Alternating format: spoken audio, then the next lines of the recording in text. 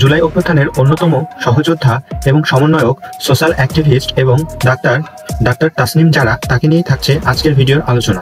ছাত্রদের নিয়ে গঠিত নতুন রাজনৈতিক দল এনসিপির জ্যেষ্ঠ যুগ্ম সদস্য সচিব ডক্টর তাসনিম জারা। তাসনিম জারা মাধ্যমিক এবং উচ্চ মাধ্যমিক সম্পন্ন করার পর ঢাকা মেডিকেল কলেজ থেকে এমবিবিএস ডিগ্রি অর্জন করেন এবং পরবর্তীতে উচ্চতর শিক্ষা অর্জনের জন্য তিনি অক্সফোর্ড বিশ্ববিদ্যালয়ে ভর্তি হন। তিনি অক্সফোর্ড বিশ্ববিদ্যালয়ে সর্বোচ্চ ফলাফল অর্জন করার মাধ্যমে তার ডিগ্রি সম্পন্ন করেন। এছাড়াও তিনি যুক্তরাজ্যের রয়্যাল কলেজ অফ অবস্টেট্রিশিয়ান এবং গাইনোকোলজিস্ট থেকে DRCOG ডিগ্রি অর্জন করেন। এটি নারীদের স্বাস্থ্য সম্পর্কে গভীর জ্ঞানের স্বীকৃতি স্বরূপ প্রদান করা হয়ে থাকে। ভ্যাকসিন নিয়ে সচেতনতায় অসামান্য অবদান রাখার জন্য যুক্তরাজ্য সরকার ডক্টর তাসনিম জারাকে ভ্যাকসিন লুমিনারি নামক একটি বিশেষ সম্মাননা প্রদান করে। ডক্টর তাসনিম জারা তার কাজের জন্য BBC, Times, Sky News, Yahoo ও দ্য ফিনান্সিয়াল টাইমসের মতো আন্তর্জাতিক মিডিয়া থেকেও প্রশংসিত হন। ডক্টর তাসনিম জারা বর্তমানে বিশ্ববিখ্যাত ক্যামব্রিজ বিশ্ববিদ্যালয় হাসপাতালে ইন্টারন্যাশনাল মেডিসিনে বিশেষজ্ঞ ডাক্তার হিসেবে কাজ করছেন এবং ক্যামব্রিজ বিশ্ববিদ্যালয়ের সিনিয়র ক্লিনিক্যাল সুপারভাইজার হিসেবেও মেডিকেল শিক্ষার্থীদের সাথে কাজ করছেন।